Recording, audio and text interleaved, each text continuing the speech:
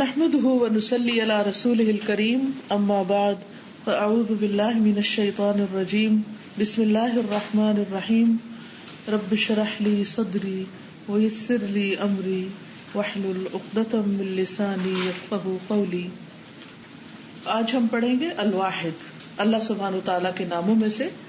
ومن اسمائه الحسنى عز وجل الواحد والاحد، اور اللہ عز وجل عزت و جلال والے کے اچھے اچھے ناموں میں سے ایک نام الواحد ہے اور الاحد ہے، ایک، اکیلا، یکتا، جس کا کوئی شریک نہیں.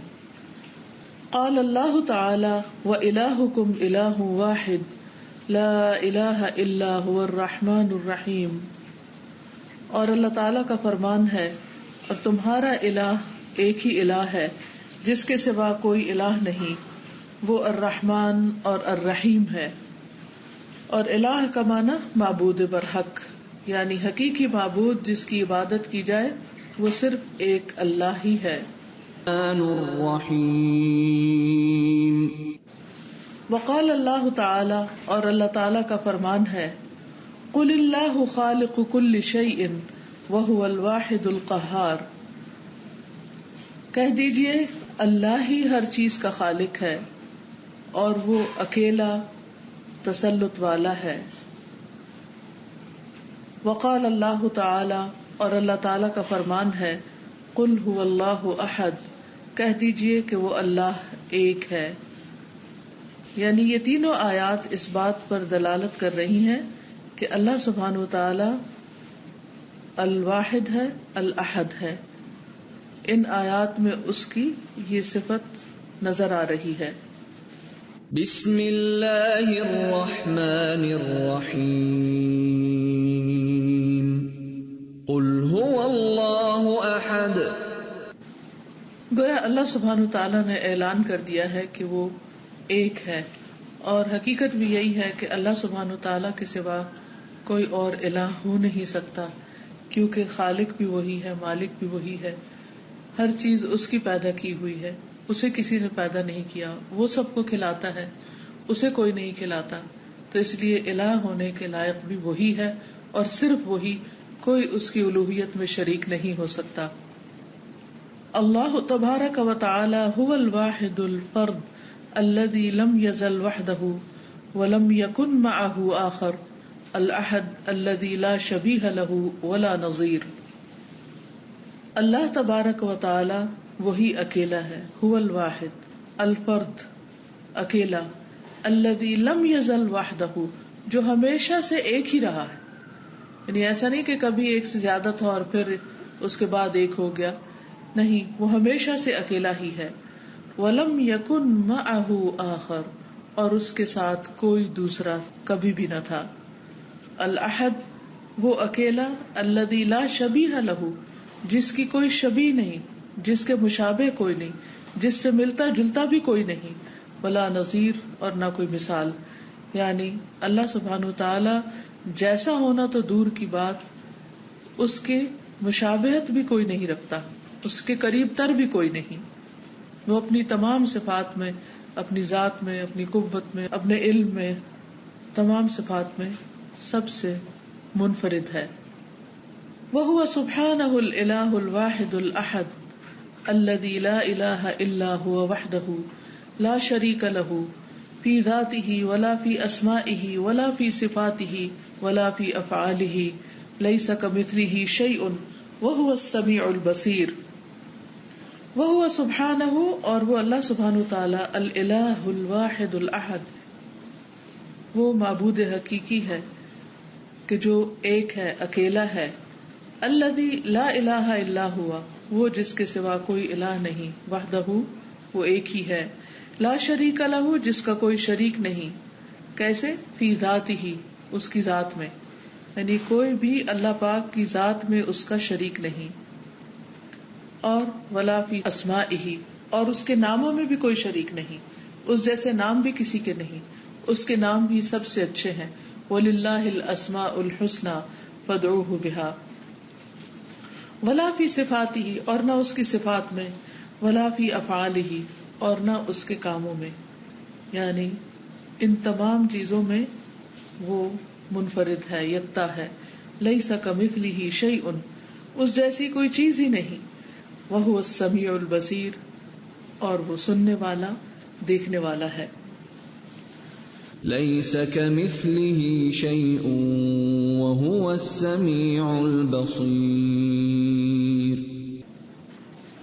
واللہ عز وجل هو الواحد الأحد الذي توحد بجميع الكمالات وأحسن الأسماء وأعلى الصفات الذي له وحده صفات الكمال والجلال والجمال والكبرياء. الله لا إله إلا هو له الأسماء الحسنى.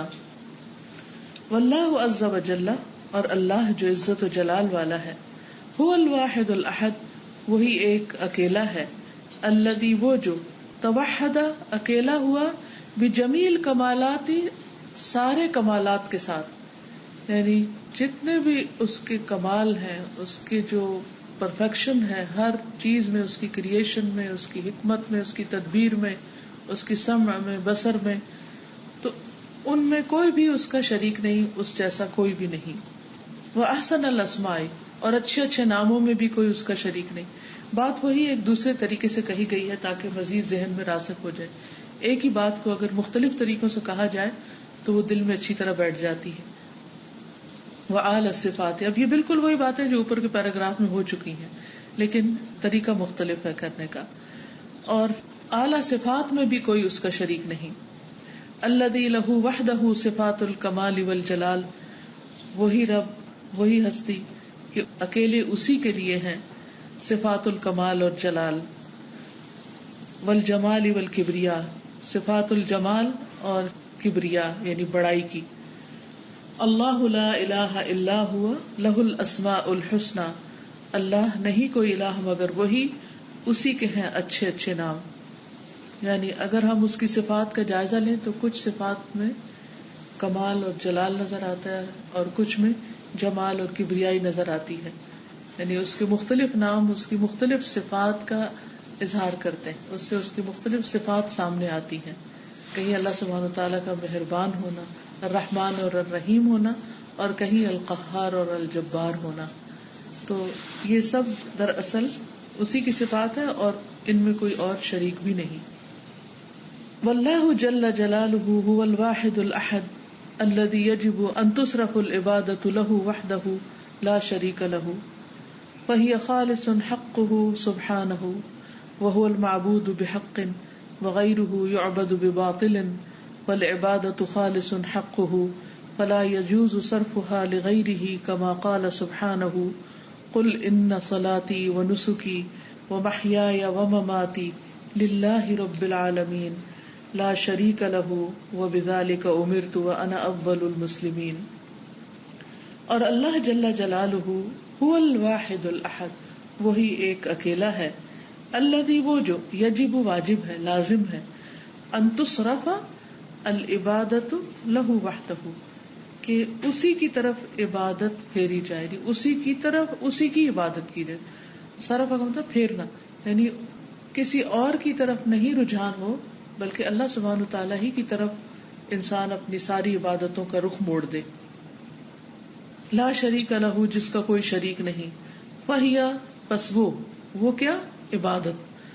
خالص حقہ سبحانہ، خالص اسی کا حق ہے اللہ سبحانہ تعالیٰ کا. وہو المعبود بحق، اور وہی معبود حقیقی ہے حق کے ساتھ. وغیرہ، اور اس کے علاوہ جتنے باطل معبود ہیں، یعبد، جن کی عبادت کی جاتی ہے، بباطل، باطل پر ہے. یعنی اللہ کا الہ ہونا برحق ہے اور اس کے سوا کسی اور کے الہ ہونے کا دعویٰ کرنا وہ بھی باطل ہے، ناپسندیدہ ہے، ناجائز ہے. فالعبادۃ خالص حقہ، تو عبادت خالص اسی کا حق ہے، کسی اور کی عبادت نہیں ہونی چاہیے، کسی اور کی بندگی اور پرستش نہیں ہونی چاہیے، کسی اور کے لیے سجدہ اور قربانی اور کوئی بھی نیک کام نہیں ہونا چاہیے. فلا يجوز صرفها لغیرہ، تو نہیں اس کا پھیرا جانا کسی اور کے لیے جائز. کما قال سبحانہ، جیسے اللہ تعالیٰ کا فرمان ہے: قل ان صلاتی ونسکی ومحیاي ومماتی للہ رب العالمین، کہہ دیجئے بے شک میری نماز اور میری قربانی اور میری زندگی اور میری موت اللہ کے لیے جو رب ہے سارے جہانوں کا. یعنی میری عبادات اور میرے پاس جو مال ہے یا جو میری ملکیت میں چیزیں ہیں ان کا خرچ کرنا، ان کا قربان کرنا، ان کا دینا، وہ بھی صرف اور صرف اسی ہستی کے لیے، اسی ذات کے لیے، اسی رب کے لیے ہے. اور نہ صرف یہ کہ یہ دو چیزیں جسمانی عبادت اور مالی عبادت، بلکہ موت اور زندگی بھی ساری کی ساری اللہ رب العالمین کے لیے. یعنی ہم جب تک زندہ رہیں اللہ کے بندے بن کر رہیں، اور جب ہم فوت ہوں تو بھی اسی کا نام لیتے ہوئے مرے، اسی کے نام پر ہماری موت آئے، کسی اور کے نام پر نہیں. اب بعض اوقات لوگ جب اللہ کے راستے میں جنگ بھی کرتے ہیں تو کبھی ملک کے لیے، کبھی سیلف پروجیکشن کے لیے، بہادری دکھانے کے لیے یا کسی بھی اور مقصد کے لیے، تو وہ قبول نہیں. جیسے نبی صلی اللہ علیہ وسلم سے کسی نے پوچھا کہ انسان لڑتا ہے کبھی حمیت کے لیے، کبھی عصبیت کے لیے، کبھی اپنی بہادری ظاہر کرنے کے لیے، تو کیا یہ فی سبیل اللہ شمار ہوگا؟ تو آپ نے فرمایا کہ نہیں، جو صرف اور صرف اللہ کے راستے میں لڑے گا اس کا جہاد فی سبیل اللہ شمار ہوگا. باقی اگر کوئی اپنی قوم کے لیے کرتا ہے یا اپنی سیلف پروجیکشن کے لیے، کسی بھی اور مقصد کے لیے کرتا ہے، تو اس کی وہ کوشش قبول نہیں ہوگی. اس چیز کو سامنے رکھتے ہوئے ہمیں جو اخلاص کا معنی ہے وہ بھی سمجھ میں آتا ہے. یعنی ایک اللہ کے لیے خالص ہونا دراصل اخلاص ہے. اور یہ معنی کس طرح سمجھ میں آتا ہے کہ ہم جو کچھ بھی دین کا کام کرتے ہیں اس میں ہمارے پیش نظر دین کی سربلندی ہونی چاہیے، اللہ کے نام کی بلندی ہونی چاہیے. اپنے نام یا اپنی ذات یا اپنے ادارے کا نام یا کوئی بھی اور چیز سامنے نہیں ہونی چاہیے. اور اس راہ میں انسان کوئی بھی کوشش کرے تو اس کے ذہن میں یہی ہونا چاہیے کہ مجھے لوگوں کو اللہ سے جوڑنا ہے. وَمَنْ أَحْسَنُ قَوْلًا مِّمَّنْ دَعَا إِلَى اللَّهِ وَعَمِلَ صَالِحًا وَقَالَ إِنَّنِي مِنَ الْمُسْلِمِينَ. اور اس سے اچھی کس کی بات ہو سکتی ہے جو لوگوں کو اللہ کی طرف بلائے. اللہ کی طرف بلانے کا مطلب کیا ہے کہ لوگوں کے دل میں اللہ کی محبت ڈال دے، اللہ کی یاد میں جینے والا بنا دے، اور وہ اپنا ہر کام صرف اللہ کی خوشی کے لیے کرنے والے بن جائیں. یعنی ہمارے لیے کوئی اور محرک نہیں ہونا چاہیے. ہمارے لیے جو موٹیویشن ہے کسی بھی نیک کام کو کرنے کی، وہ کسی انسان کی خوشی نہیں ہونا چاہیے کہ اچھا میں یہ کام کر لوں تو میرے اماں ابا بہت خوش ہو جائیں گے، میں یہ کام کر لوں تو میری ٹیچر بہت خوش ہو جائیں گی، یا میں یہ کام کر لوں تو فلاں شخص بہت خوش ہو جائے گا، یا میری کمیونٹی بہت خوش ہو جائے گی، یا میرا ملک جو ہے وہ ترقی کر جائے گا. نہیں، کوئی اور غرض نہیں، صرف اور صرف اللہ سبحانہ وتعالیٰ کے دین کی بلندی، اس کے نام کی بلندی. ہمارا شوق یہ ہونا چاہیے کہ زیادہ سے زیادہ لوگ رب کے آگے جھکنے والے بن جائیں، اس کے محبوب بندے بن جائیں، اس کے اطاعت گزار بندے بن جائیں. دعا الی اللہ، یہ ہے دین کی اصل دعوت کہ لوگوں کو ایک اللہ کی طرف بلایا جائے، اور پھر انسان خود بھی نیک کام کرے اور کہے کہ میں اللہ کا فرما بردار ہوں. یعنی ہر کام میں اللہ ہی کی فرما برداری پر انسان لگا رہے. یہ صفت جو ہے اللہ تعالیٰ کی ہے، یہ نام جو ہے اللہ تعالیٰ کا، یہ دراصل ہمیں خالص توحید کا سبق دیتا ہے.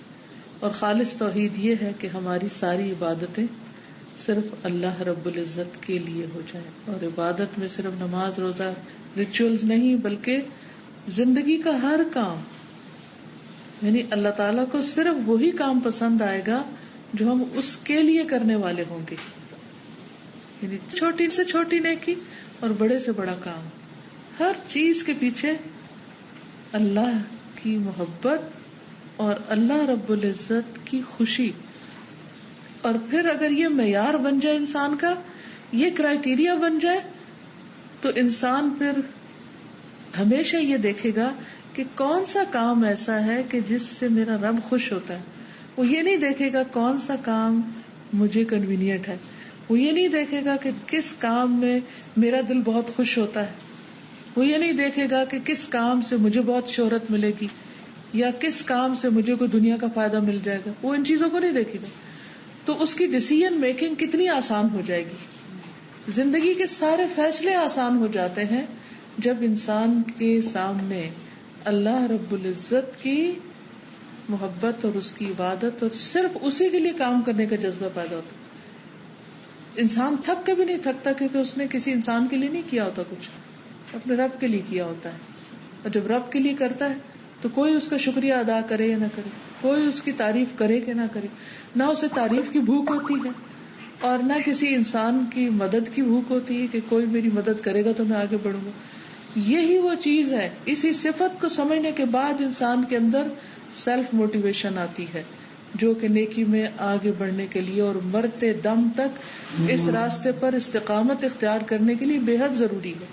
کیونکہ جب تک انسان سیلف موٹیویٹڈ نہیں ہوتا، اندر سے اس کے ایک نیکی کا جذبہ نہیں ابھرتا اور صرف دوسروں کو دھکا دے دے کے لگانا پڑتا ہے کہ تم یہ کرو تم وہ کرو، تو اس وقت تک انسان حقیقی معنوں میں اللہ والا نہیں بن سکتا، حقیقی معنوں میں وہ عبادت گزار کہلا ہی نہیں سکتا. تو اس لیے بہت ضروری ہے کہ انسان توحید کا مطلب سمجھے. توحید کو ہم صرف لا الہ الا اللہ پڑھ کے زبان ہلا کے سوچتے ہیں کہ ہم نے کہہ دیا اور ہاں ہم واقعی اس کو سمجھتے ہیں، نہیں. جب تک وہ ہماری عملی زندگی میں نہیں آتی، ہمارے عمل کا حصہ نہیں بنتی، تو وہ توحید نہیں. سازا آج ہم صبح دوائی شافی کی کلاس میں پڑھ رہے تھے کہ اللہ تعالیٰ کی محبت کی لذت جو پاتا ہے انسان، وہ یہ نہیں ہے کہ ایک دم سے ہر چیز آ جائے. تو جیسے رسول اللہ صلی اللہ علیہ وسلم جب نماز پڑھتے تھے تو ان کے پاؤں میں ورم آ جاتا تھا کھڑے ہو کر، کیونکہ سازا جب انسان کو کسی سے محبت ہوتی ہے تو وہ اس کو پانے کے لیے، اس کو چاہنے کے لیے اس کی کوشش کرتا ہے، اس کو خوش کرنے کے لیے. سازا مجھے یہ فیلنگ صبح آ رہی تھی کہ رسول اللہ صلی اللہ علیہ وسلم کو کیا چیز تھی نا جو کہ وہ اتنی دیر تک کھڑے رہتے تھے نماز میں، تو کل اللہ پڑھ کے گڑن سجدے میں کہ بھئی ہم سچی بات ہے کہ وہ لذت. اور وہ اس کے بعد خیال آتا ہے مجھے تو ہمیشہ جب نماز پڑھ لیتی اس کے بعد وہ کھڑے ہو کے کچھ پڑھنا تھا یا زیادہ دیر آپ نے رہنا. تو اور ایک دوسری بات کہ وہاں پہ جو بات کی نا کہ بار بار جو پھیری جا رہی ہے تو صرف وہ عبادت اور لگو بہت ہو کہ پھیر کے آپ کو واپس ادھر پلٹ، یعنی سینٹر آف لائف وہی ہو. شیطان ہمیں بہکائے یا ہمارے نفس کی کوئی اکساہٹ بیچ میں آ جائے یا لوگوں کا پریشر آ جائے، کتنی چیزیں ہوتی ہیں کہ جو ہمیں اصل مرکز سے پھیرنے لگتی، اصل مقصد سے پھیرنے لگتی. اور اصل مقصد کیا ہے؟ اللہ کی رضا. تو واپس اسی طرف پھر جائے انسان. السلام علیکم. میں سوچ رہی ہوں کہ یہ شیخ الاسلام یا ابن تیمیہ، انہوں نے اپنے کتاب عقیدۃ الواسطیہ میں جو لکھا، ان کو کیا بات کی جو کلک کی کہ محیای و مماتی للہ، کہ ان کا جینا مرنا وہ سب اللہ کے لیے ہو جائے. تو جو انہوں نے یہ قاعدہ اندر ڈالا کہ نفی اور اس بات کا، تو ان کو زیادہ توحید کی سمجھ تبھی آئی جب ان کے ذہن میں یہ ابھرا کہ پہلے کسی چیز کی نفی ہونی چاہیے تبھی اس بات ہوگا. یعنی پہلے ہم باقی معبودین کا جو سارے ہیں الہ، جو بھی چاہے وہ نفس کا ہے، چاہے زمین پہ جتنے بھی الہ ہیں، تو ان کا اگر ہم رد کریں گے اس کے بعد ہی یہ توحید ہے اور جو الواحد ہے، تبھی ذہن میں جو کانسیپٹ ہے کلیئر بھی ہوگا اور جو دل میں ہے وہ بیٹھ بھی سکے گا. بالکل. تو جو سمجھنے کی بات ہے وہ یہی کہ جب انسان اللہ کا بندہ بن جاتا ہے تو اسے کوئی فرق نہیں پڑتا وہ صحرا میں ہے، وہ دریا میں ہے، وہ گھر میں ہے، وہ باہر ہے، وہ کہاں ہے اور کہاں نہیں، وہ دن میں ہے یا رات میں ہے، وہ کسی کی نگرانی میں ہے یا وہ اکیلا ہے، وہ ہمیشہ اللہ ہی کو خوش کرنے والا کام کرے گا. اور یہ چیز آ نہیں سکتی جب تک انسان اللہ تعالیٰ کی صفت کو صحیح معنوں میں پہچانتا نہیں. لا شریک لہ وبذالک امرت وانا اول المسلمین، اس کا کوئی شریک نہیں، اسی کا مجھے حکم دیا گیا اور میں سب سے پہلا فرما بردار ہوں. یعنی پھر انسان ایک دوسرے سے آگے بڑھ کر اللہ کی فرما برداری کرنے والا بن جاتا ہے. ایسے بندوں کا جو خاتمہ ہے وہ بھی فی مقعد صدق عند ملیک مقتدر، اس آیت کے کانٹیکس میں اس طرح ہوتا ہے. جی، کیونکہ جو دنیا میں اللہ سبحانہ تعالیٰ کو اپنی پرائرٹیز میں سب سے نمبر 1 رکھے گا تو پھر ظاہر اللہ تعالیٰ بھی اس کو اس کی پسند کے مطابق مقام دیں گے. وَهُوَ سُبْحَانَهُ الْوَاحِدُ الْأَحَدُ الَّذِي لَا شَبِيهَ لَهُ فِي ذَاتِهِ وَأَسْمَائِهِ وَصِفَاتِهِ وَلَيْسَ لَهُ مَن يُشَارِكُهُ فِي ذَرَّةٍ مِّن ذَرَّاتِ مُلْكِهِ الْعَظِيمِ أَوْ يُخْلِفُهُ فِي تَدْبِيرِ خَلْقِهِ. وَهُوَ سُبْحَانَهُ، اور وہ اللہ سبحانہ تعالی، الواحد الأحد، وہی ایک اکیلا ہے، الذی لا شبیہ لہ، وہ جس کی کوئی شبیہ نہیں، کوئی نظیر نہیں، کوئی مثال نہیں، فی ذاتہ نہ اس کی ذات میں، و اسمائہ اور نہ اس کے ناموں میں، و صفاتہ اور نہ اس کی صفات میں، ولیس لہ من یشارکہ اور نہیں اس کے لیے کہ جو اس کا شریک ہو، فی ذرۃ ایک ذرے میں بھی، من ذرات ملکہ العظیم اس کی عظیم بادشاہت کے یا اس کی عظیم جو ملکیت ہے، جتنی بھی پوری کائنات اس کے جتنے بھی ذرات اس میں سے ایک ذرے کے بھی، یعنی جب اس کی پوری کائنات میں جتنے بھی ذرات ہیں، جتنے بھی اجسام ہیں، ان میں سے ایک ذرے کا بھی کوئی اور مالک نہیں، تو پھر وہ الوہیت میں شریک کیسے ہو سکتا ہے؟ ہو سکتا ہے آپ کے ذہن میں خیال آئے کہ ہاں کچھ لوگوں کے پاس بہت پراپرٹیز ہوتی ہیں اور وہ ان کے مالک ہوتے ہیں، اور فرعون تو کہتا تھا کہ یہ مصر کا جو ملک ہے یا مصر کی جو حکومت ہے اور مصر کی جو زمین ہے وہ سب میری ہے اور میں ان کا مالک ہوں. لیکن فرق کیا ہے بندے کی ملکیت اور اللہ کی ملکیت میں؟ فرق یہ ہے کہ بندہ صرف اس وقت تک مالک ہوتا ہے جب تک وہ زندہ رہتا ہے، جب تک وہ ہوش میں ہوتا ہے. جب وہ مر جاتا ہے تو اس کی مٹھی خالی ہو جاتی. وہ ساری چیزیں جو اس کی تھی اب اس میں سے کوئی چیز بھی اس کی رہتی ہی نہیں، ایک ذرہ بھی اس کا نہیں رہتا. ایک کپڑا بھی پہنتا وہ نہیں اس کا رہتا، کوئی زیور اس کا نہیں رہتا، کوئی پراپرٹی اس کی نہیں رہتی، کچھ بھی تو اس کا نہیں رہتا، بالکل ملکیت لیس ہو جاتا ہے. اللہ سبحانہ و تعالی وہ ذات ہے، وہ ہستی ہے کہ جس کی کائنات کے ذرات میں سے ایک ذرے کا بھی کوئی مالک نہیں، کیونکہ کل من علیہا فان ویبقى وجہ ربک ذو الجلال والاکرام. او یخلفہ فی تدبیر خلقہ یا اس کا جانشین ہو اس کی مخلوق کی تدبیر میں. وہ بھی کوئی نہیں کہ اللہ سبحانہ وتعالیٰ کے فیصلے کو کوئی چیلنج کرے یا اس کے بعد اپنا فیصلہ کوئی لے آئے یا اس کے فیصلے کو پلٹ دے یا جو وہ تدبیر کر رہا ہے اس میں اس کا کوئی مشیر بن جائے. کچھ بھی تو نہیں. دنیا میں آپ دیکھیے کہ جتنی بھی اسٹریٹجک پلاننگز ہوتی ہیں یا کہیں حکومتوں کے باہمی مشورے مشاورتیں ہوتی ہیں، نیشنل اسمبلیز ہوتی ہیں یا مشاورتی کمیٹیز ہوتی ہیں، کسی بھی قسم کے جو کسی بادشاہ یا کسی بھی بڑی اتھارٹی کو سپورٹ دینے کے لیے، تو اس میں ان کو کنسلٹنسی کی ضرورت ہوتی ہے. کوئی بھی پروجیکٹ شروع کرنے کے لیے، کوئی بھی کام کرنے کے لیے اس کام سے متعلق ماہرین کو جمع کیا جاتا ہے. پھر وہ سر جوڑ کے بیٹھتے ہیں، منصوبے بناتے ہیں اور منصوبے پیش کرتے ہیں. پھر اس میں سے کوئی قبول ہو جاتا ہے، کوئی رد ہو جاتا ہے. اللہ سبحانہ وتعالیٰ کا کوئی مشیر نہیں ہے، اس کا کوئی خلیفہ نہیں ہے اس معنی میں کہ اس کے کاموں میں کوئی اس کو مدد دے. وقد رغب النبی صلی اللہ علیہ وسلم فی تجدید التوحید والایمان لما فی ذلک من دفع المسلم للخیر والعمل الصالح وذلك بالاکثار من ذکر اللہ عز وجل فی کل الاوقات. قال النبی صلی اللہ علیہ وسلم من قال لا الہ الا اللہ وحدہ لا شریک لہ لہ الملک ولہ الحمد وہو علی کل شیء قدیر فی یوم 100 مرۃ کانت لہ عدل 10 رقاب وکتبت لہ 100 حسنۃ ومحیت عنہ 100 سیئۃ وکانت لہ حجزا من الشیطان یومہ ذلک حتی یمسی ولم یأت احد افضل مما جاء به الا احد عمل اکثر من ذلک. ومن قال سبحان اللہ وبحمدہ فی یوم 100 مرۃ حطت خطایاہ ولو كانت مثل زبد البحر. متفق علیہ.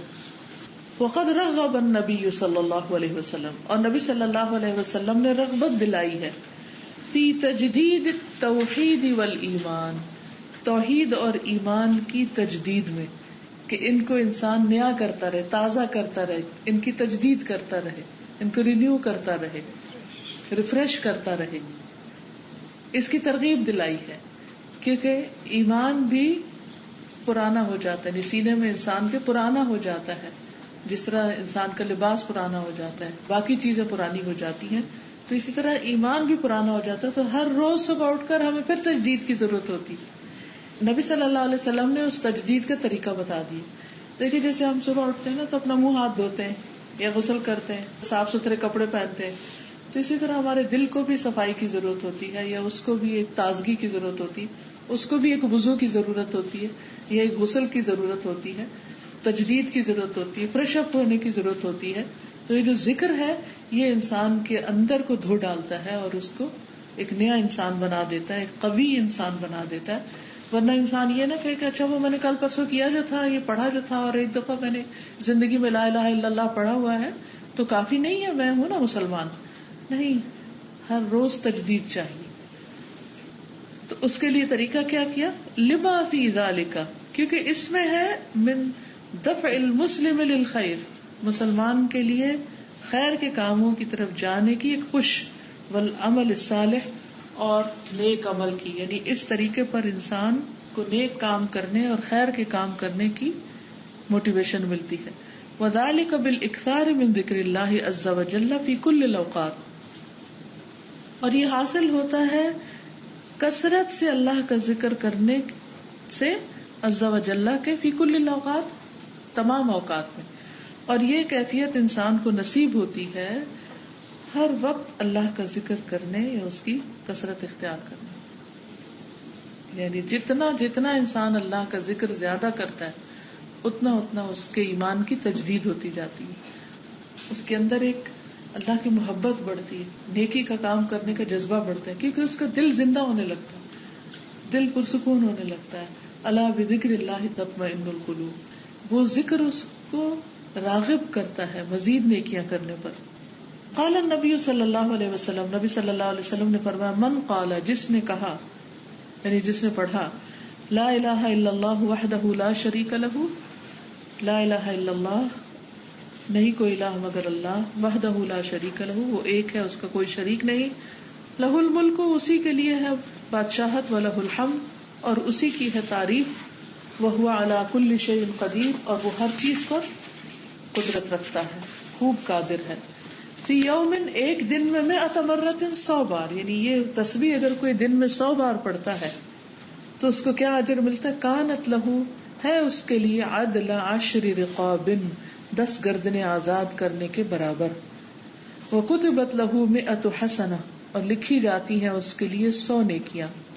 ومحیت عنہ 100 سیئہ، اور مٹا دی جاتی ہیں اس سے 100 برائیاں. وکانت لہ، اور ہوتا ہے یہ پڑھنا اس کے لیے حرزا من الشیطان، شیطان سے بچاؤ کا ذریعہ، پروٹیکشن کا ذریعہ. وہ حرز اعظم پڑھتے ہیں نا، تو حرز کا مطلب ہوتا ہے پروٹیکشن.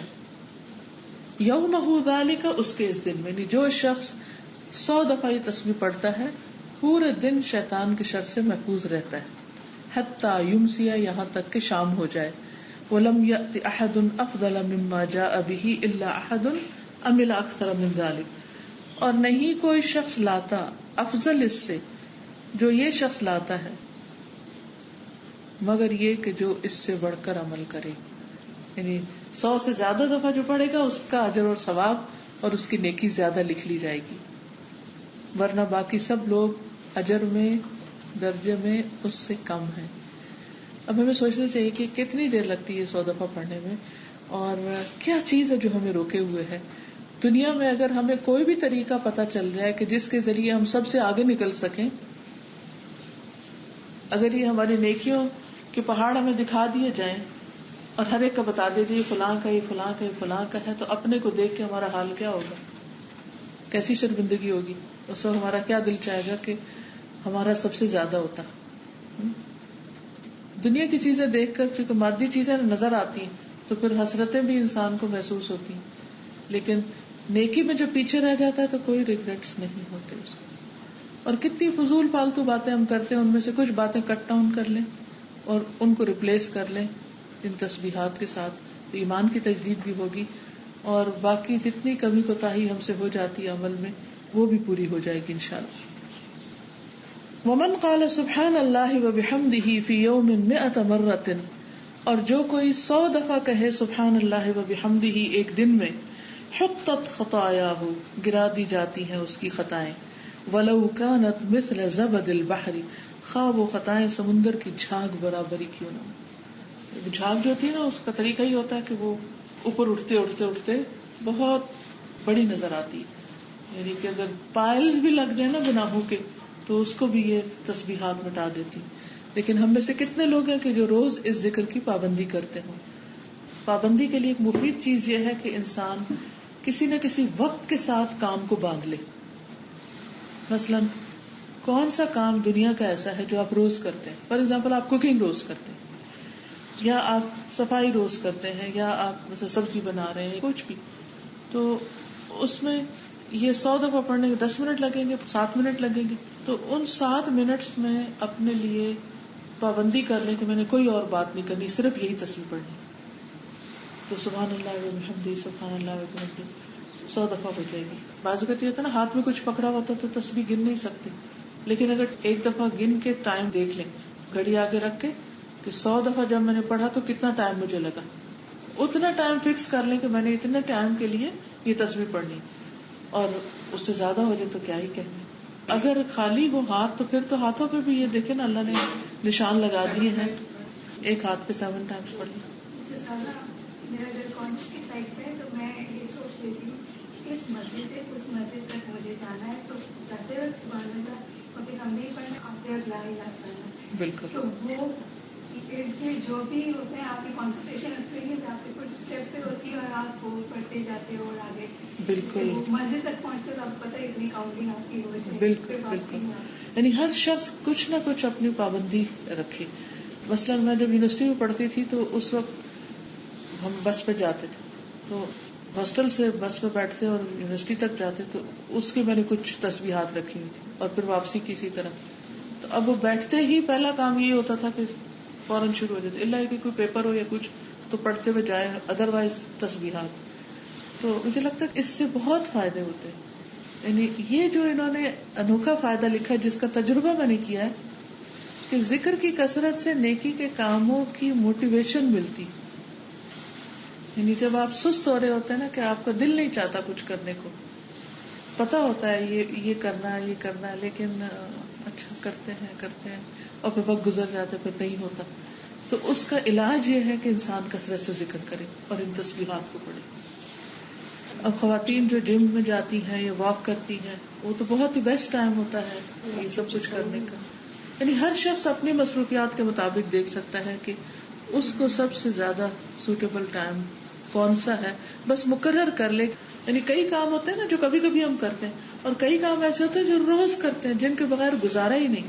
تو ان میں سے کوئی کام منتخب کر لیں جس کے ساتھ اپنی تسبیح کو الگ وقت نکالے تو بہت ہی اچھا ہے. میں نہیں کہتی کہ کاموں کے دوران ہی پڑھے، الگ وقت نکالیں. لیکن اگر آپ کی زندگی بہت ہی مصروف ہے، الگ وقت نہیں ہے آپ کے پاس، تو ڈرائیونگ کرتے ہوئے، بچوں کو تیار کرتے ہوئے، اگر انہیں اسکول بھیج رہے ہیں تو ساتھ ان کو بھی لگا لیں.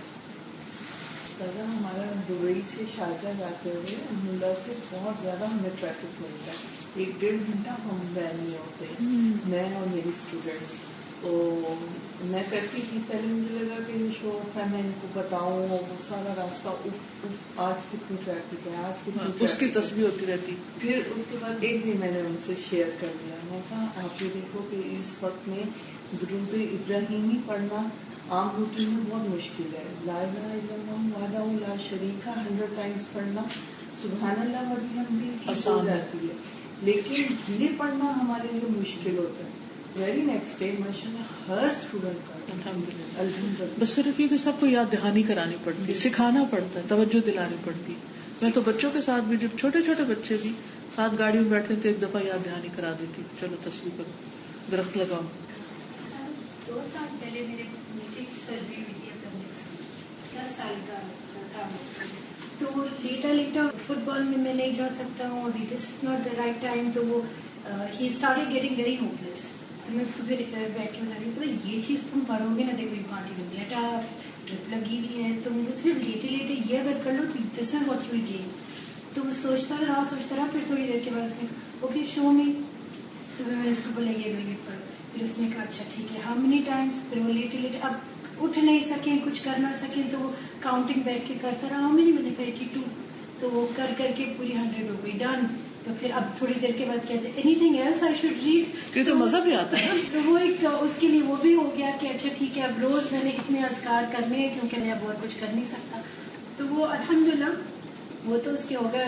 پھر مجھے یاد ہے کہ نیکسٹ ٹائم میری امی ایک دفعہ بیمار ہوئی تھی تو ان کو جاتے کہ آپ پتہ ہے لیٹے یہ کر لیا. تو الحمدللہ وہ ایک دفعہ وہ بچوں کو اگر ہم کر دیں تو پھر ان کے لیے وہ پیٹرن بن. بالکل صحیح. سزا اس کا میننگ جو ہے ذالک من دفع المسلم. دفع المسلم، دف ہوتا ہے پش، انہیں دروازوں پہ لکھا ہوتا ہے، مارکیٹ میں جاتے ہیں تو دروازوں پہ کیا لکھا ہوتا ہے؟ پش کے ساتھ کیا لکھا ہوتا ہے؟ دف لکھا ہوتا ہے، پش، سحب اور پش، دف، سحب ہوتا ہے کھینچو، پل. فما اجهل وما اضل من يعبد غير الله مما لا يعقل ولا يسمع ولا يبصر ويترك عبادة الله الذي تفرد بالخلق والإيجاد والرزق والإمداد والتصريف والتدبير والبسط والقبض والخفض والرفع والنفع والضر. قل أتعبدون من دون الله ما لا يملك لكم ضرا ولا نفعا والله هو السميع العليم. فما اجهل، تو کتنے جاہل ہیں، نادان ہیں، وما اضل، اور کس قدر بھٹکے ہوئے، من یعبد، جو عبادت کرتے ہیں یا عبادت کرتا ہے، غیر اللہ، اللہ کے سوا کسی اور کی، مما، اس کی جو لا یعقل، نہ سمجھتا ہے، ولا یسمع، اور نہ سنتا ہے، ولا یبصر، اور نہ دیکھتا ہے یا دیکھ سکتا ہے، ویترک عبادت اللہ، اور چھوڑ دیتا ہے اللہ کی عبادت کو، الذی تفرد، وہ جو اکیلا ہے، بالخلق، تخلیق میں، والایجادی، اور نئے سرے سے پیدا کرنے میں، والرزق، رزق دینے میں، والامدادی، اور مدد کرنے میں، والتصریفی، اور تصرف کرنے میں یعنی کام کرنے میں، والتدبیری، اور تدبیر کرنے میں، والبسطی، اور پھیلانے میں، والقبضی، اور سکیڑنے میں، والخفضی، اور نیچے کرنے میں، والرفع، اور بلند کرنے میں، والنفع، اور نفع دینے میں، والضر، اور نقصان پہنچانے میں.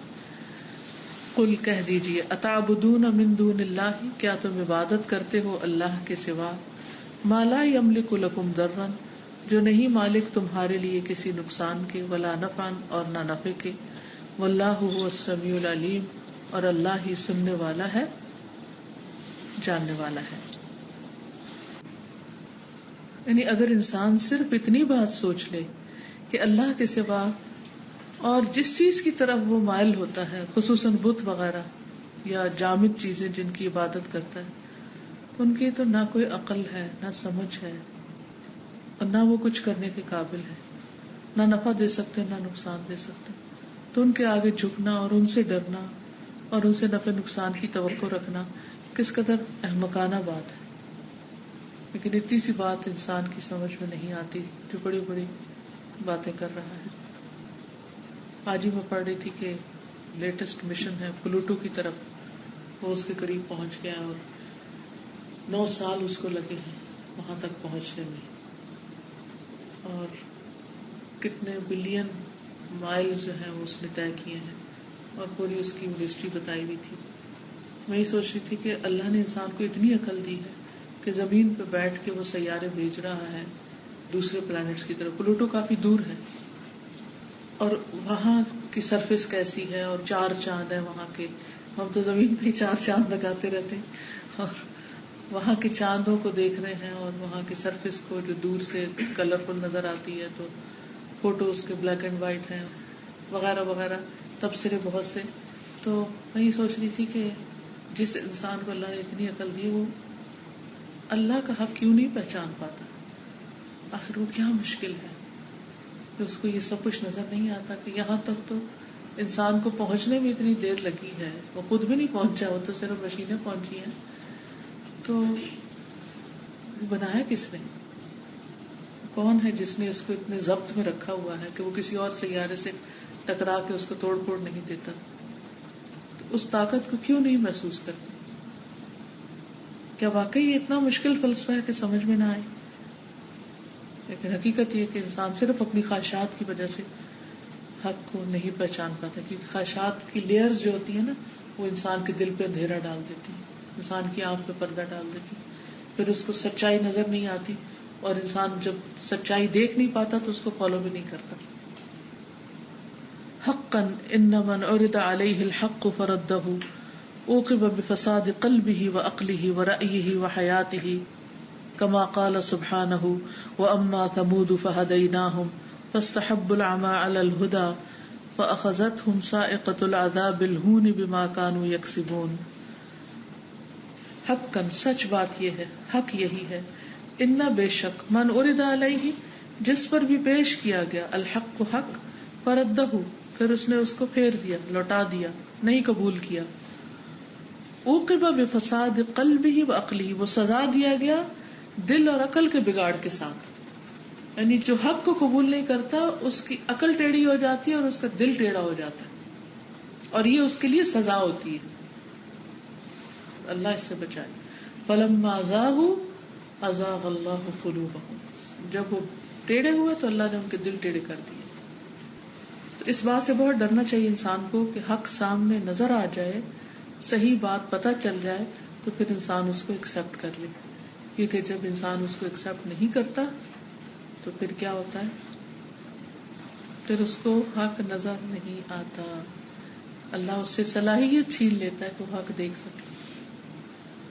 اب مثلاً اس وقت دن ہے، روشنی ہے، اگر کوئی کہے نہیں یہ رات ہے، تو جب اس نے ایک بات ٹیڑھی کی تو اب ہر چیز ہی پھر گئی اس کی. اب وہ ایک جھوٹ کئی جھوٹ کو دعوت دیتا ہے نا، پھر وہ اس کو رات ثابت کرنے کے لیے کئی غلط باتیں اور کرے گا، تب وہ رات ثابت کر سکے گا. لیکن جب وہ اڑ گیا اپنی بات پہ تو تعویل پہ تعویل کرتا چلا جائے گا اور حق کو قبول نہیں کرے گا. تو جس پر حق پیش کیا گیا اور اس نے اس کو رد کر دیا، ریجیکٹ کر دیا، اس کے دل اور عقل کے ٹیڑھا ہونے کے ساتھ اس کو سزا دی گئی، بگاڑ کے ساتھ. وَرَأْيِهِ وَحَيَاتِهِ، اور اس کی رائے اور اس کی زندگی. کما قال سبحانہ، بعض اوقات ہم سوچتے ہیں نا کہ یہ بندہ اتنا پڑھا لکھا ہے، اتنا سمجھدار ہے، اس کو صحیح بات کیوں نہیں سمجھ آ رہی؟ اس کی وجہ کیا ہے؟ اس کی یہی وجہ ہے کہ اللہ تعالیٰ کو حق سمجھنے کی صلاحیت چھین لیتا ہے جب کوئی شخص حق کو سمجھ کر اسے رد کر دیتا ہے. جتنے بھی پیغمبروں کے قصے قرآن مجید میں آتے ہیں ان کی قوموں کے یہاں ذکر آتا ہے کہ انہیں حق نظر آیا، وہ لمحے کے لیے رکے اور پھر ان کی عقل ماری گئی. جیسے ابراہیم علیہ السلام کو جب آگ نے کچھ نہیں کیا تو ان کی قوم کچھ دیر کے لیے یعنی وہ سمجھنے کے قریب ہوئے، لیکن پھر اپنی ضد میں آ کے انکار کر دیا اور حق سے دور ہو گئے. اسی طرح فرعون مرتے وقت اس نے بھی اقرار کر دیا تھا، اور فرعون بار بار کہتا تھا نا اچھا تم اپنے رب سے جا کر یہ مطالبہ کرو، اگر یہ پورا ہو گیا تو پھر ہم تمہاری بات مان لیں گے، لیکن پھر وہ اسی طرح وعدہ خلافی کرتا. کما قال سبحانہ، جس طرح اللہ تعالیٰ نے فرمایا وَأَمَّا ثَمُودُ فَهَدَيْنَاهُمْ، تو جہاں تک سمود کا تعلق ہے تو ہم نے ان کو ہدایت دی تھی. فَاسْتَحَبُّوا الْعَمَى عَلَى الْهُدَى، تو انہوں نے ترجیح دی اندھا رہنے کو ہدایت پر، انہوں نے اندھے پن کو پریفر کیا. فَأَخَذَتْهُمْ صَاعِقَةُ الْعَذَابِ الْهُونِ، تو پکڑ لیا ان کو رسوا کن عذاب کی بجلی نے، چنگھاڑ نے. بما كانوا يكسبون، بوجہ اس کے جو تھے وہ کمائی کرتے. فَلْيَنْتَظِرِ الْعُقُوبَةَ فِي الدُّنْيَا وَالْآخِرَةِ كُلُّ كَافِرٍ مُشْرِكٍ بِاللَّهِ كَمَا قَالَ سُبْحَانَهُ لَهُمْ عَذَابٌ فِي الْحَيَاةِ الدُّنْيَا وَلَعَذَابُ الْآخِرَةِ أَشَقُّ وَمَا لَهُم مِّنَ اللَّهِ مِن وَاقٍ. فَلْيَنْتَظِرِ الْعُقُوبَةَ فِي الدُّنْيَا وَالْآخِرَةِ، تو جو شخص ایسا کرے اسے چاہیے کہ وہ کیا کرے، انتظار کرے سزا کا، دنیا میں اور آخرت میں. کون؟ کل کافر مشرک باللہ، ہر وہ شخص جو کفر کرتا ہے، شرک کرتا ہے اللہ کے ساتھ. کما قال سبحانہ، جیسے اللہ تعالیٰ کا فرمان ہے. یعنی ہر کافر مشرک جو اللہ کے ساتھ شرک کرتا ہے، اللہ کا انکار کرتا ہے، اس کو چاہیے کہ دنیا اور آخرت میں سزا کا انتظار کرے، کیونکہ اللہ تعالیٰ فرماتے ہیں لہم عذاب فی الحیات الدنیا، ان کے لیے دنیا کی زندگی میں بھی عذاب ہے. وَلَعَذَابُ الْآخِرَةِ أَشَقُّ، اور البتہ عذاب آخرت کا زیادہ سخت ہے. وَمَا لَهُم مِّنَ اللَّهِ مِن وَاقٍ، اور ان کے لیے اللہ سے بچانے والا بھی کوئی نہ ہوگا. دنیا کا عذاب کیا ہے؟ انسان کے لیے امید کا ختم ہو جانا. جب آپ بیمار ہوتے ہیں، ڈاکٹر کے پاس جاتے ہیں، تو اس وقت انسان کی کیفیت کیا ہوتی ہے؟ آپ میں سے کسی کو کبھی کسی ہاسپٹل یا کلینک جانے کے اتفاق ہوا؟ کوئی آپ کے ٹیسٹ ہو رہے ہوں، کوئی بلڈ ٹیسٹ ہو رہا ہو، جب اندر جاتے ہیں تو کیا کیفیت ہوتی ہے؟ یہی ہوتا ہے کہ اب گئے، بالکل ایسا لگتا ہے بس اب گئے، پتہ نہیں اب کیا ہوگا. اچھا، اسی کیفیت میں جب اللہ کا ذکر شروع ہو جاتا ہے، وہیں پر اسی لمحے کیا کیفیت ہو جاتی ہے؟ جیسے آپ کو کسی نے تھام لیا تھام لیا ہے، اور ایسا سکون آتا ہے کہ آپ کو اسی بستر پر نیند آنے لگتی ہے، ٹیسٹ کے دوران ہی نیند آنے لگتی.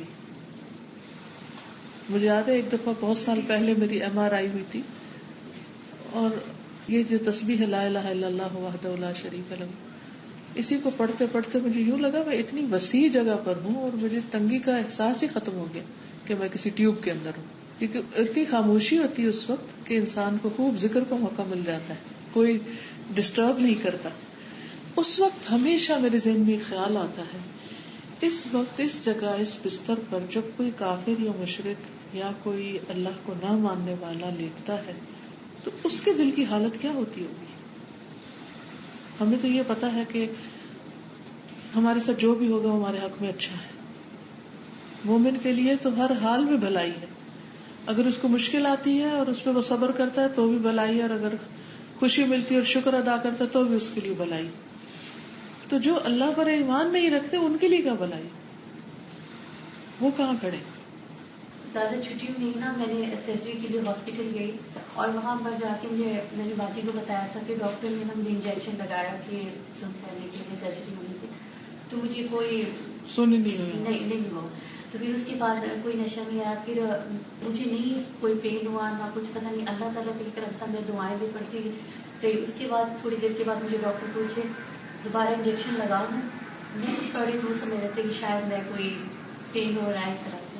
تو پھر مجھے ڈاکٹر نے، میں فارغ ہو کے باہر آئی تو تھوڑی دیر کے بعد مجھے کہہ رہے ہیں ابھی آپ بیٹھ لیں، کچھ دیر بعد ہو سکتا ہے اچانک ہی آپ کو چیک کرنا ہے اور آپ گر پائیں. میں نے کہا الحمدللہ میں ریلیکس ہوں.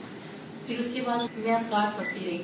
پھر الحمدللہ میں گھر بھی آ گئی، میری طبیعت ٹھیک رہی. اگلے دن ان کی مجھے کال آئی کہ جو آپ پڑھ رہی تھی، میں جب گھر گئی میں سوچتی رہی مجھے کل وہ کار نہ کرے. تو الحمدللہ میں کہہ رہی تھی کیونکہ ایک اور خاموش تبلیغ ہو گئی، تو اسی وجہ سے میں خاموش رہی اور وہ سمجھ رہی تھی شاید کچھ پڑھنے کی وجہ سے. تو الحمدللہ میں اتنی ریلیکس ہوئی اور ان سب کے لیے میں دیتی تھی. الحمدللہ. الصمد، بے نیاز. ومن اسمائہ الحسنى عز وجل الصمد، اور اللہ تعالیٰ کے اچھے اچھے ناموں میں سے الصمد ہے، اللہ عزت و جلال والا. قال اللہ تعالیٰ، اللہ تعالیٰ کا فرمان ہے، قل هو اللہ احد، کہہ دیجئے اللہ ایک ہے، اللہ الصمد، اللہ بے نیاز ہے. بسم اللہ الرحمن الرحیم. قل هو اللہ احد اللہ الصمد. اللہ تبارک و تعالی هو الصمد، اللہ تبارک و تعالی وہی بے نیاز ہے. السید المطاع، الصمد کا ایک معنی کیا ہے؟ السید سردار، المطاع جس کی اطاعت کی جاتی ہے. الذی لا یقضی دون امرہ، کہ نہیں فیصلے کیے جاتے اس کے حکم کے بغیر. السید سردار، الذی یسمد الیہ جس کی طرف رجوع کیا جاتا ہے، فی الحوائج ساری حاجات میں. الذی لا احد فوقہ، وہ جس کے اوپر کوئی بھی نہیں، یعنی الصمد کون ہے؟ جس سے آگے کوئی نہیں. السید الذی یسمد الیہ فی الامور، وہ سردار کے جس کی طرف رجوع کیا جاتا ہے تمام کاموں میں. ویقصد فی الحوائج والنوازل، اور قصد کیا جاتا ہے حاجتوں میں اور مصیبتوں میں. یعنی عربوں کے ہاں جو قبیلے تھے ان کا جو سردار ہوتا تھا تو ہر مشکل میں لوگ اس کے پاس جاتے تھے اپنا مسئلہ لے کر. تو اس کانسیپٹ کے ساتھ یہ بات سمجھائے گی کہ اصل میں تو وہ اللہ سبحانہ و تعالیٰ ہے کہ جب انسان پر کوئی پریشانی آئے، دکھ آئے، مصیبت آئے تو انسان اسی کی طرف لوٹے. سب سے پہلا خیال اس کے دل میں اللہ تعالیٰ ہی کا آئے. السید العظیم، عظیم سردار. الدائم، ہمیشہ رہنے والا. الباقی، باقی رہنے والا. الذی لا یفنا، وہ جس کو فنا نہیں. الذی یلجأ الیہ وحدہ عند الشدائد والحاجات، وہ رب، وہ ہستی جس کی طرف پناہ لی جاتی ہے اکیلے اسی کی طرف. شدائد یعنی تکلیفوں اور حاجات ضرورتوں میں، یعنی جب انسان کو کوئی تکلیف آتی ہے یا کوئی ضرورت پیش آتی ہے تو اسی کی طرف پناہ لی جاتی ہے. وهو سبحانه الصمد الذي تقدس وتنزه عن صفات الخلق الذي لم يلد ولم يولد ولم يكن له كفوا احد. اللہ سبحانہ وتعالی وہ ذات ہے الصمد الذي تقدس، وہ جو پاک ہے، وتنزه اور جو منزہ ہے، عن صفات الخلق مخلوق کی صفات سے، یعنی مخلوق والی صفات اس میں نہیں ہے. الذی وہ جس نے لم یلد نہ جنم دیا ولم یولد اور نہ جنم دیا گیا ولم یکن لہ کفوا احد اور نہیں کوئی ایک بھی اس کے برابر ہمسر. اور وہ اللہ سبحانہ و تعالی وہ بے نیاز عظمت والا ہے. القادر علی کل شیء جو ہر چیز پر قادر ہے. ولیس فی الوجود صمد سواہ اور اس کائنات پہ اس کے سوا کوئی بھی الصمد نہیں.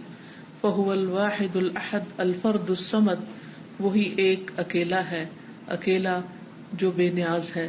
وہو سبحانہ الصمد الذی قد کمل فی سؤددہ وہ اللہ سبحانہ وتعالی ایسا بے نیاز ہے جو کامل ہے اپنی سرداری میں. العظیم بہت عظمت والا. الذی قد کمل فی عظمتہ وہ جو اپنی عظمت میں کامل ہے. الحلیم بردبار.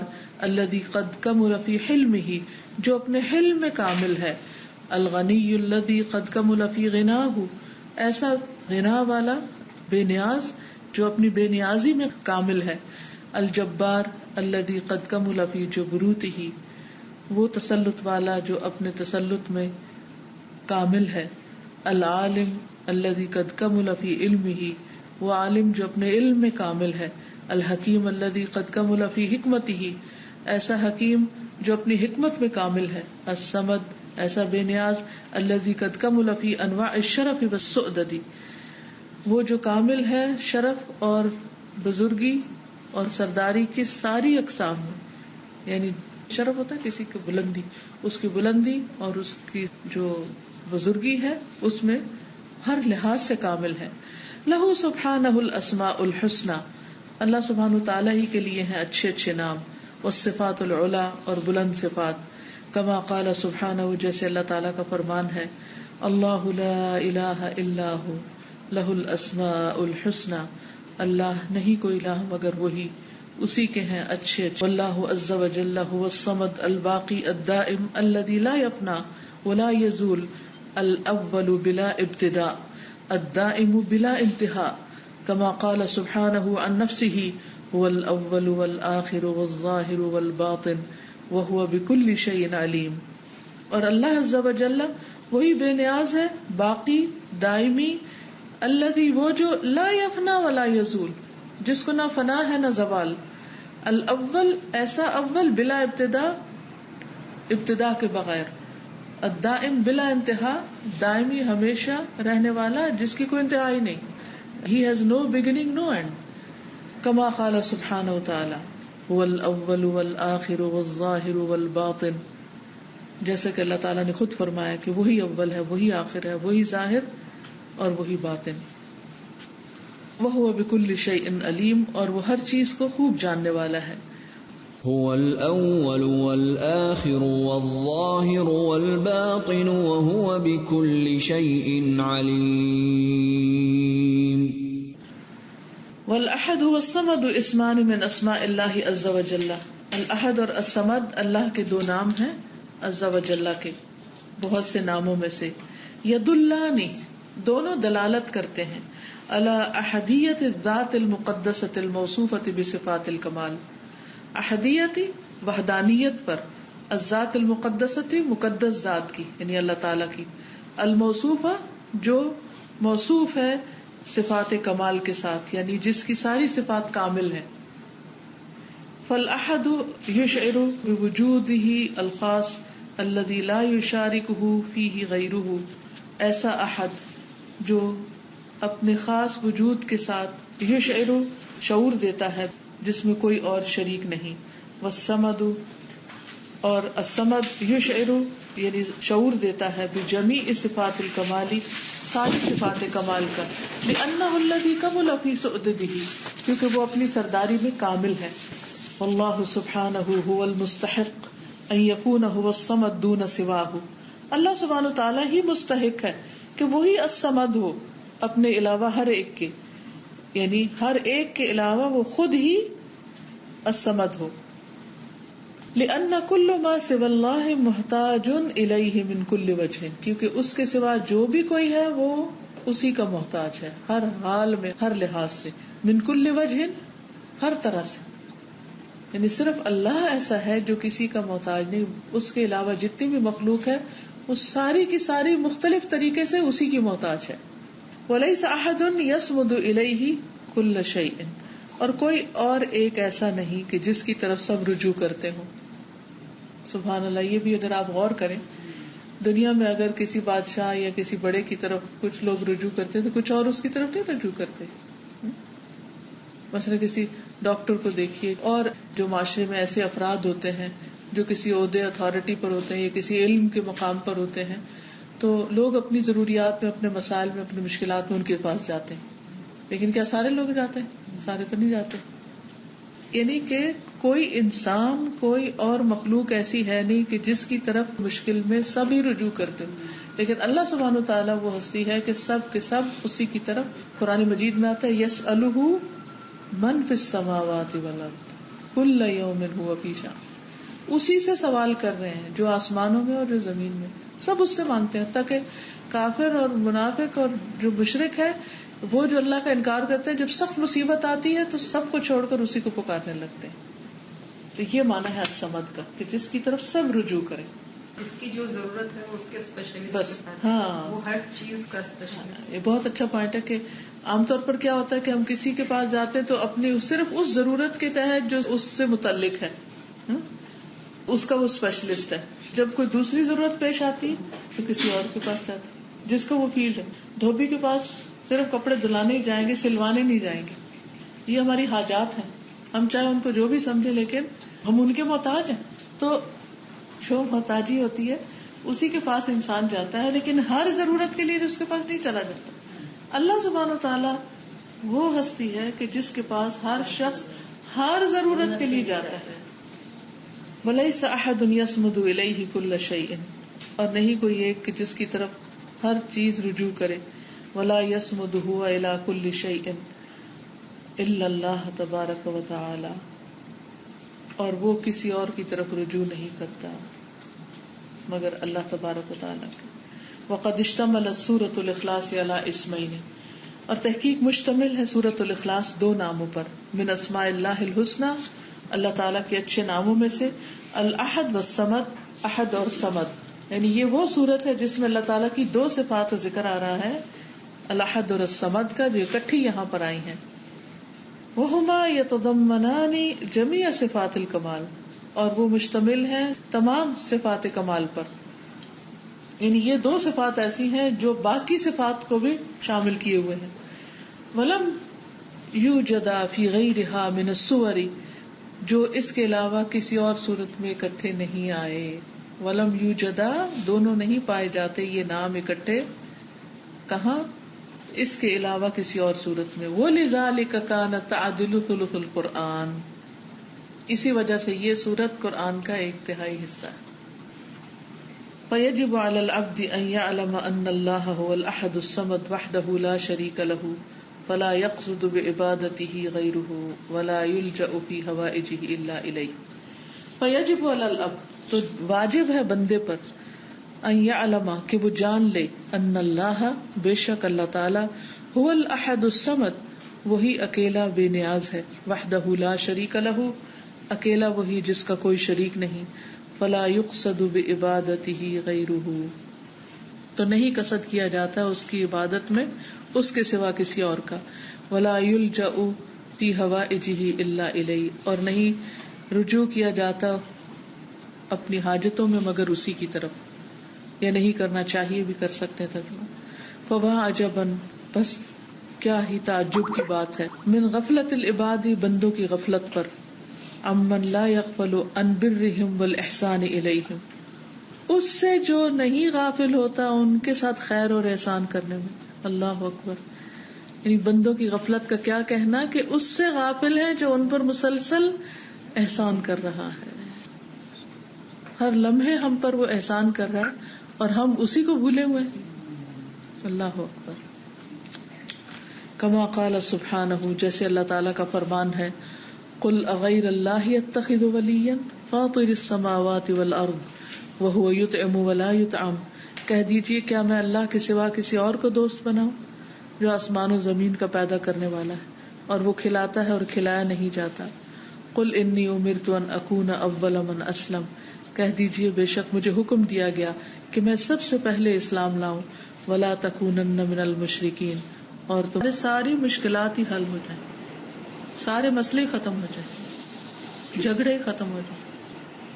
ووا عجبا من اعراضهم عن ربهم، اے تعجب ان کا اعراض کرنا اپنے رب سے، یعنی بندوں کا، مخلوق کا.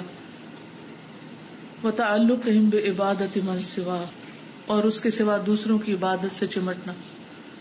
کما قال سبحانہ، جیسے اللہ تعالیٰ کا فرمان ہے، قل افغیر اللہ تأمرونی اعبد ایھا الجاہلون، کہہ دیجئے کیا بھلا اللہ کو چھوڑ کر تم مجھے حکم دیتے ہو کہ میں عبادت کروں، اے جاہلو، اے نادانو. یعنی یہ تو بڑے تعجب کی بات ہے کہ جو ہم پر احسان کر رہا ہے اسے چھوڑ کر ہم دوسروں کی طرف متوجہ ہو جائیں. فوا حسرتا، ہے حسرت، ماذا تفعل الشیاطین ببنی آدم، کیا کر رہے ہیں شیطان بنی آدم کے ساتھ، کیسے کھیل کھیل رہے ہیں. حتی اجتالتہم عن دینہم، یہاں تک کہ انہیں ان کے دین سے پھیر دیا. وزینت لہم سوء اعمالہم، اور ان کے برے کاموں کو ان کے لیے مزین کر دیا. وما امروا الا لیعبدوا اللہ مخلصین لہ الدین حنفاء ویقیموا الصلاۃ ویؤتوا الزکاۃ وذلک دین القیمہ، حالانکہ وہ نہیں حکم دیے گئے تھے مگر اس بات کا کہ وہ اللہ کی عبادت کریں، دین کو اسی کے لیے خالص کرتے ہوئے، یکسو ہو کر، ہر طرف سے رخ موڑ کے صرف اللہ کی طرف رخ کرتے ہوئے. وَيُقِيمُ الصَّلَاةَ، اور نماز قائم کریں، وَيُؤْتُ الزَّكَاةَ، اور زکوٰۃ ادا کریں. وَذَلِكَ دِينُ الْقَيِّمَةِ، اور یہی ہے درست دین. یعنی اللہ نے بندوں کے لیے جو درست دین رکھا اسے چھوڑ کر وہ اوروں کی طرف رخ کیے ہوئے ہیں، اوروں کی طرف منہ موڑے ہوئے ہیں.